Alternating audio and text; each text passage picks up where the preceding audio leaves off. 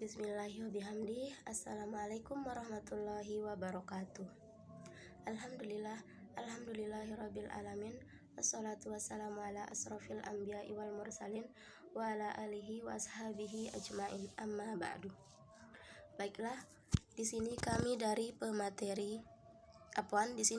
kelompok 9 akan menyampaikan materi tentang variasi bahasa.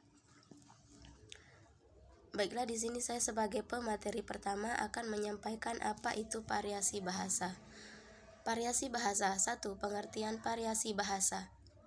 Bahasa mempunyai dua aspek mendasar, yaitu bentuk dan makna. Aspek bentuk meliputi bunyi, tulisan, dan strukturnya.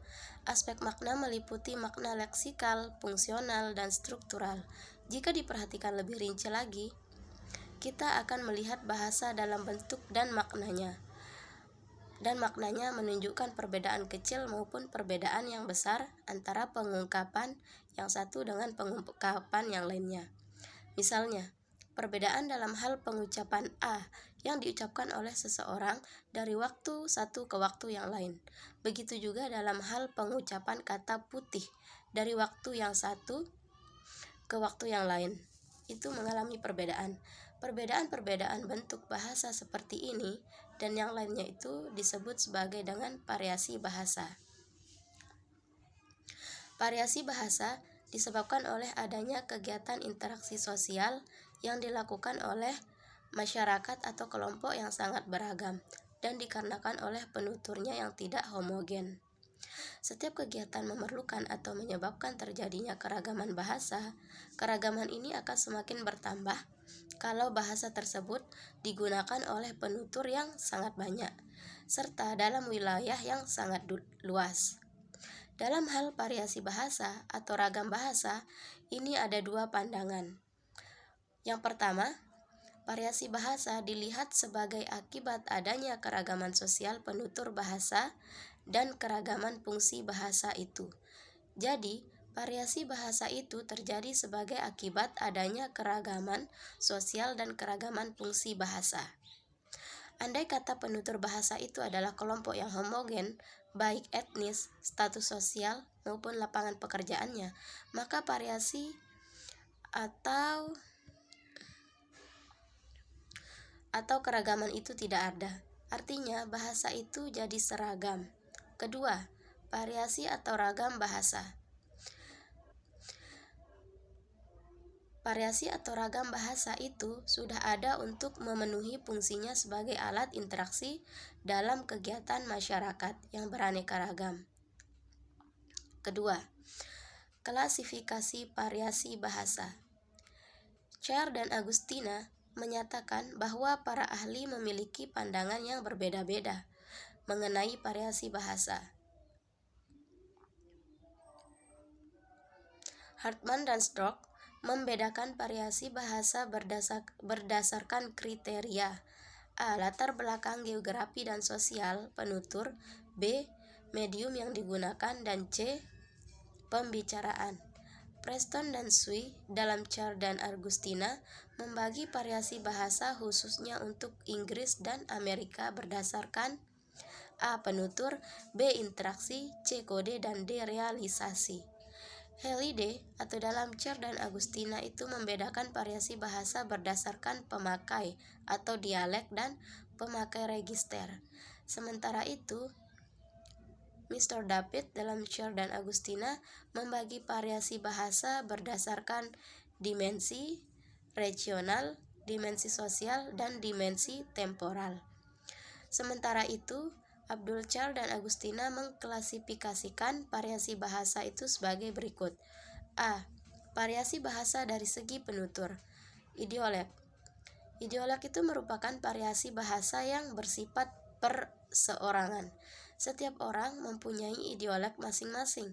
Idiolek ini berkenaan dengan warna suara, pilihan kata, gaya bahasa, susunan kalimat, dan sebagainya. Yang paling dominan adalah warna suara.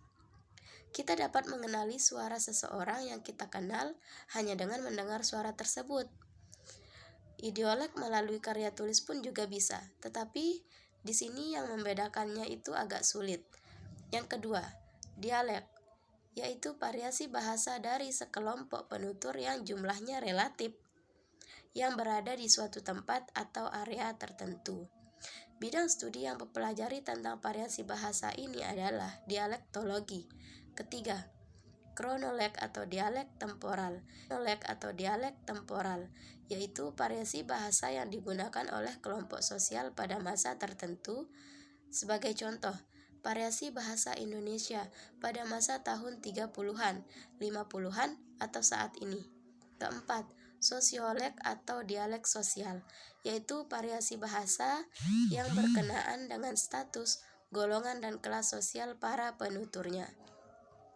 Mungkin hanya ini yang bisa saya sampaikan dari pemateri pertama. Selanjutnya akan disampaikan oleh pemateri kedua. Wabillahi taufik wal hidayah. Wassalamualaikum warahmatullahi wabarakatuh.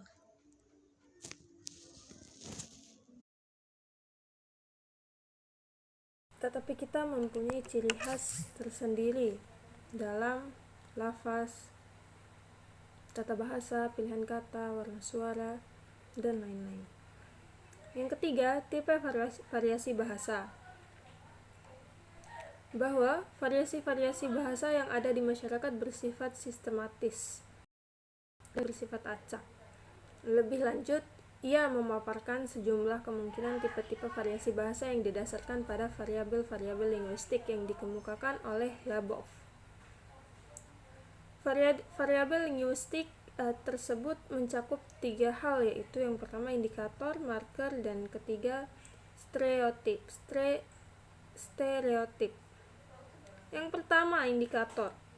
Indikator adalah penggunaan atau penuturan yang tidak memerhatikan variabel, fungsi keanggotaannya dalam suatu kelompok, usia, dan faktor sosial, dan lain-lainnya. Kemudian marker. Marker berbeda dengan indikator. Bila indikator bukan merupakan style shifting, maka marker ini merupakan style shifting. Keberadaan sebagai style shifting membuat marker ini berhubungan dengan konteks berbeda lawan. Kemudian yang terakhir adalah stereotip. Stereotip adalah gambaran cermin indikator karena tidak ada kaitannya dengan style shifting. Jadi, stereotip tidak berhubungan dengan perbedaan konteks sosial, perbedaan lawan tutur, dan tujuan-tujuan personal. Sekian pemaparan materi dari saya, semoga dapat bermanfaat bagi kita semua. Wabillahi taufiq wal hidayah. Wassalamualaikum warahmatullahi wabarakatuh.